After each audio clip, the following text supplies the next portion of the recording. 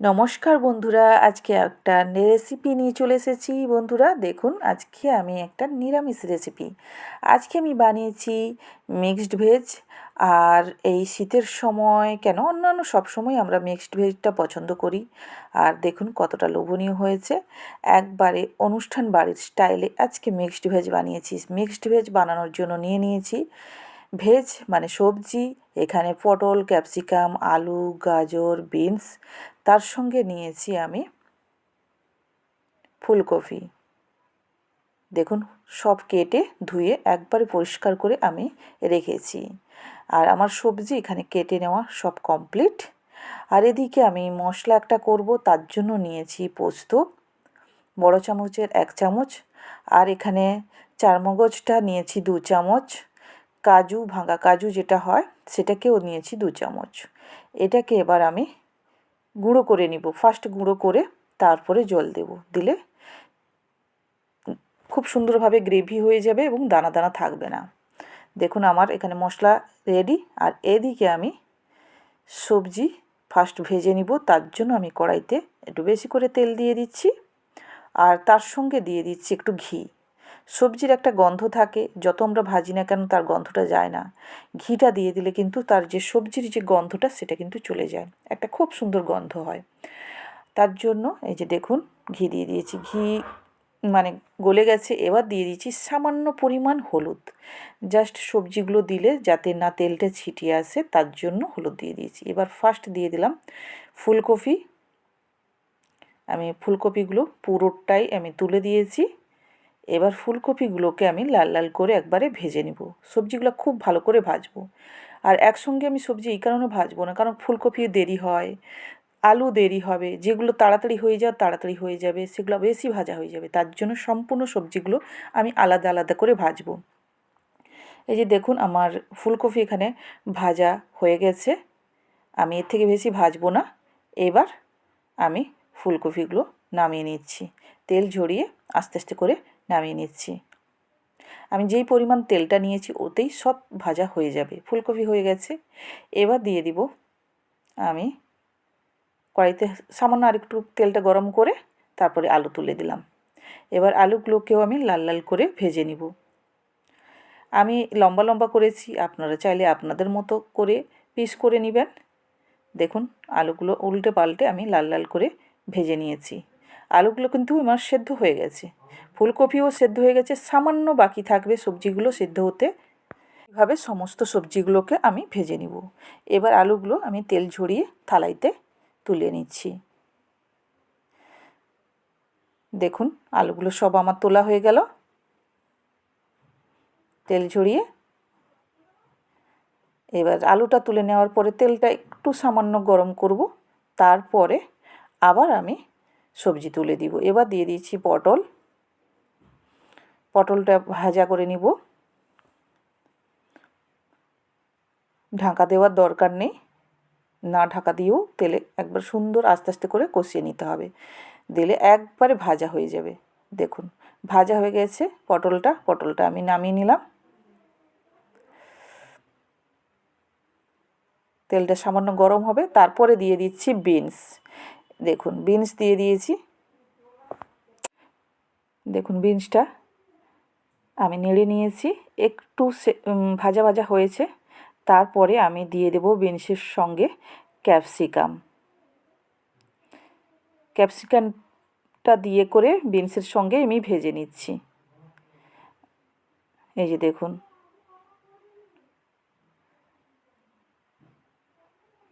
Beans আর capsicum আমার ভাজা হয়ে গেছে। এবার তেল ঝরিয়ে আমি থালাতে নামিয়ে নিচ্ছি। দেখুন আমার নামানো হয়ে গেছে। তেল কিন্তু এখনও অনেকটা পরিমাণ তেল আছে। এবার তুলে দিব আমি গাজর দিয়ে একটু তেলের উপরে নাড়িয়ে নিব, তারপরে আস্তে আস্তে করে বসিয়ে রাখলে খুব সুন্দরভাবে ভাজা হয়ে যাবে। এখানতে কিন্তু সমস্ত সবজিগুলোকে আমি নেড়ে নেড়ে করেই করেছি, আমি কোনো কিছু ঢাকা দিইনি। দেখুন গাজরও ভাজা হয়ে গেছে, এবার নামিয়ে নিয়েছি। আমি এখানে মিক্সড ভেজের জন্য পনির নিয়েছি কিছুটা পরিমাণ। পনিরগুলোকে ছোট্ট ছোট করে পিস করেছি। আমি পনিরগুলোকে তেলে ভেজে নিব লাল লাল করে।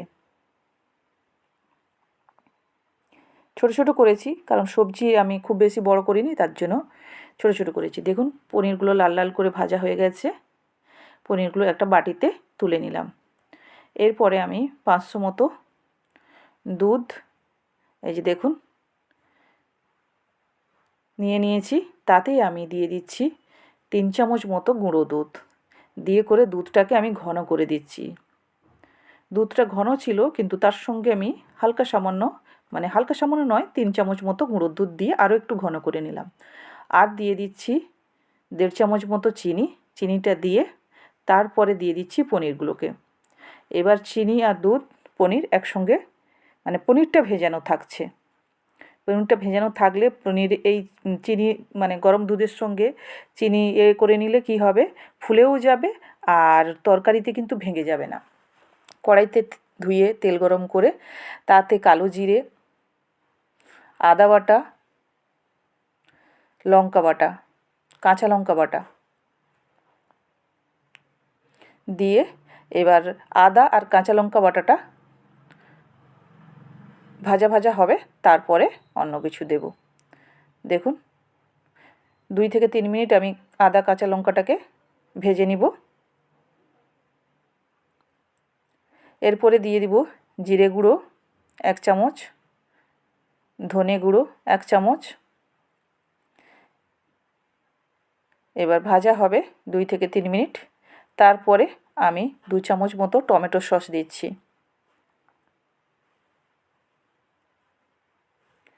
টমেটো সসটা দিয়ে আপনারা চাইলে টমেটো ব্যবহার করতে পারেন। একবারে ছোট্ট ছোট্ট করে কেটে ফার্স্ট টমেটোটা দিয়ে ভালো করে গলিয়ে নিতে হবে। দেখুন মশলাগুলো ভাজা হয়ে যাওয়ার পরে এবার আমার গ্রেভি করে রাখা কাজু, পোস্ত, চারমগজ এগুলো এই বাটাটা আমি তুলে দিলাম। তুলে দিয়ে কষে নিচ্ছি। দেখুন মশলাটা বেশি কিন্তু কষানো হবে না, তেল ছেড়ে দিয়েছে দেখে বুঝতে পাচ্ছেন। খুব বেশি টাইম লাগবে না মশলাটা কষতে। হয়ে গেছে আমার এখানে। এবার গ্রাইন্ডারের বাটি ধোয়া জলটা আমি দিয়ে দেবো, সামান্য পরিমাণ করে দেব। ফার্স্ট দিয়ে করে দেবো, নাহলে নিচে বসে যাবে। যেহেতু কাজু আছে আমি আবার দিয়ে দিলাম, পুরোটাই দিয়ে দিলাম। দেখুন মশলা কিন্তু আমার রেডি হয়ে গেছে।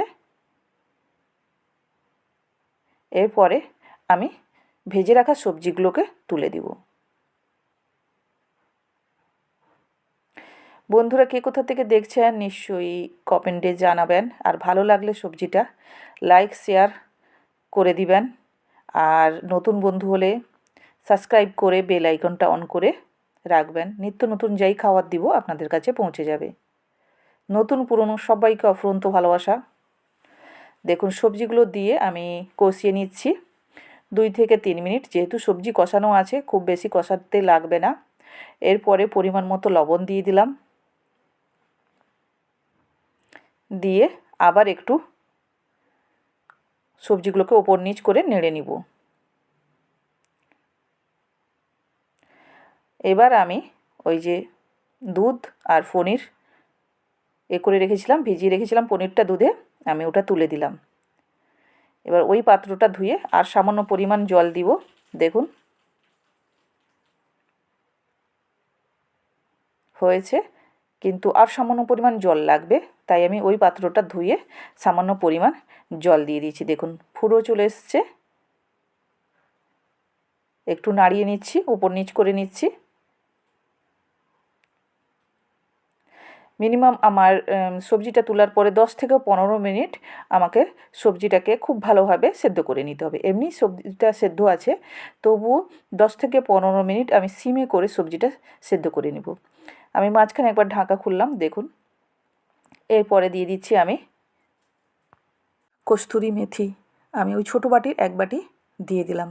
দিয়ে আর নাড়বো না, একবারে ঢাকাটা লাগিয়ে রেখে দেবো আবার।